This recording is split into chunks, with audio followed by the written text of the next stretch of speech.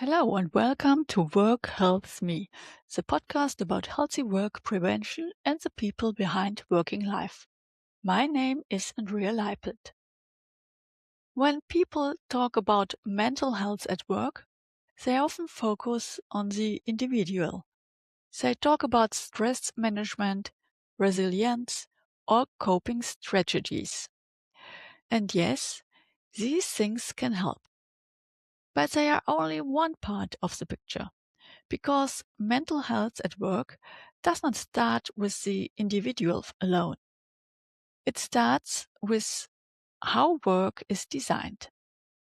That means how work is structured, how much pressure people are under, whether tasks are clear, whether recovery is possible, and whether people have enough control over how they do their work. So in this episode, I want to look at the bigger picture. Work design, workload, recovery, and structure. Because healthy work does not happen by chance. It is designed. What is work design? Work design describes how work is organized in daily practice. It includes the tasks themselves, the amount of work, the structure of the workday, the priorities, and the degree of influence people have over their work. This may sound theoretical, but in reality, it shows up in simple everyday questions. Do I know what is expected of me? Do I have enough time for my tasks? Can I focus? Can I take a break? Or am I constantly interrupted and expected to react immediately? This is work design, and it always has an effect. It can support people, or it can wear them down. Workload is more than just too much work. When we talk about stress, many people think first of one thing: too much work. And yes, high workload matters. But workload is not only about quantity. It is also about pace, interruptions, unclear expectations, and lack of control. A high workload can still be manageable if priorities are clear, the work is structured, and recovery is possible. But even a moderate workload can become exhausting if everything feels urgent, people are constantly interrupted, and no one really knows what comes first. That is an important point. It is not only the amount of work that creates strain. It is often the combination of workload, lack of clarity, and missing recovery. And that combination is the real problem.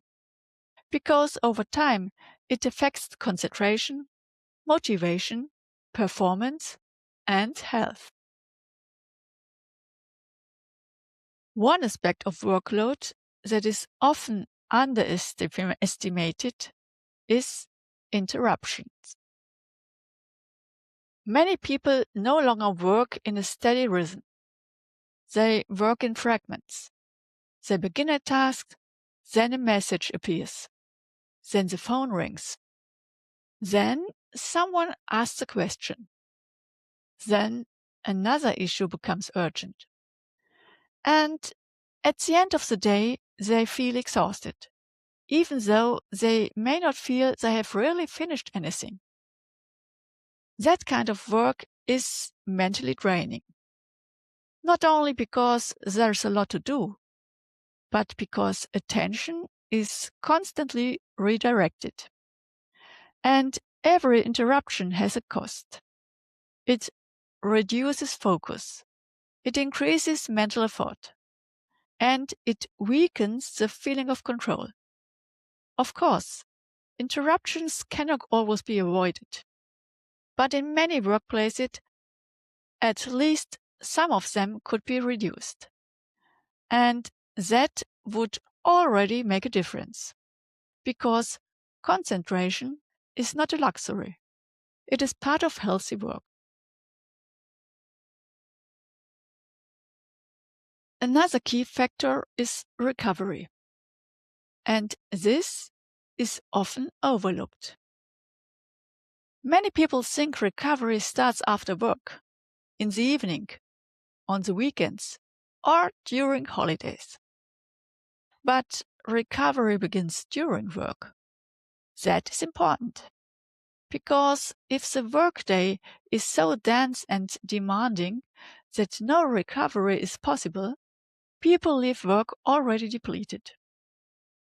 And if that happens every day, strain builds up. Recovery during work does not have to be complicated.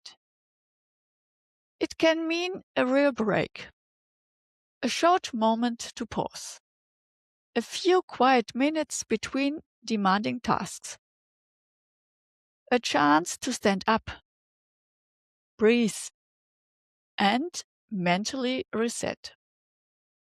These moments are not a waste of time. They are part of sustainable performance. Because people are not machines. Attention has limits. Energy has limits. Emotional capacity has limits. And when those limits are ignored, the consequences show up sooner or later. Sometimes in errors, sometimes in irritability, sometimes in poor quality, sometimes in exhaustion. So recovery is not a soft topic. It is part of healthy work design. A third important point is structure. People need orientation. They need to know what their task is, what matters most, and what is expected to them. Without that, even normal work can become stressful. Think about situations like these: conflicting instructions, changing priorities, unclear responsibilities, too many meetings without real decisions, vague expectations, poor communication. All of this creates strain, not because people are weak, but because uncertainty is exhausting. When people constantly have to guess what to do first, what really matters, or what others expect from them, they use energy that should actually go into the work itself. So, structure is not about rigid control. It is about support. Clear tasks, clear roles, clear priorities, and realistic planning make work healthier. Healthy work also includes a certain degree of influence. People do not need total freedom, but they do need some room to act, some possibility to organize their tasks, to make sensible decisions, or to speak up when something is not working. A lack of control can increase stress significantly, because people then experience work as something they have to endure, not something they can shape at all. And that creates frustration, especially when demands are high but influence is low. So again, healthy work is not only about workload. It is also about whether people have enough control to do their work in a responsible way. And this brings us to mental health. Mental health at work is often treated as if we were an extra topic, something separate. But in reality, mental health is shaped every day by how work is organized. If work is manageable, clear, and allows recovery, that supports mental well-being. If work is chaotic, overloaded, and constantly demanding, that decreases mental strain. So, if we really want to strengthen mental health at work, we cannot focus only on the individual. We also have to ask, how is work designed? That is the more usual question, because it leads to prevention. And prevention means not waiting until someone is already exhausted. It means designing work in a way that reduces avoidable strain from the beginning. Healthy work is not created by benefits alone. Sometimes organizations respond to stress and overload mainly with additional offers: a workshop, a health day, a resilience seminar, an app. Some of these offers can be useful, but they are not enough if the actual work remains overloaded, unclear, or badly structured. Healthy work is not created by isolated measures alone. It is created through the daily design of work, through priorities, through planning, through communication, through leadership, and through a culture that accepts that people need recovery. That is the real foundation. So, what can organizations do? Let me close with 4 simple impulses. First, create clarity. Clear tasks, clear responsibilities, clear priorities.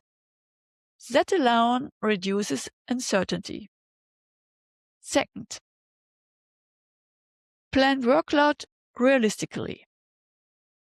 Not everything can be urgent. Not everything can happen at once. Third, make recovery possible. Breaks should not only exist on paper. They should be realistic in everyday work. And fourth, reduce unnecessary interruptions. If concentrated work is needed, then concentration has to be protected. These steps are simple, but they are powerful because they improve the conditions of work itself. Healthy work does not depend on individual effort alone. It also depends on how work is designed. Work design shapes how people experience their work. It shapes focus, energy, motivation, and health. So, when we talk about mental health at work, we should not only ask how individuals can cope better. We should also ask what kind of work they are expected to cope with. That is often the more honest question and the more helpful one. Healthy work is not a coincidence. It is designed. Thank you for listening to Work Helps Me. My name is Andrea Leipelt. See you next time. And remember, healthy work means better living.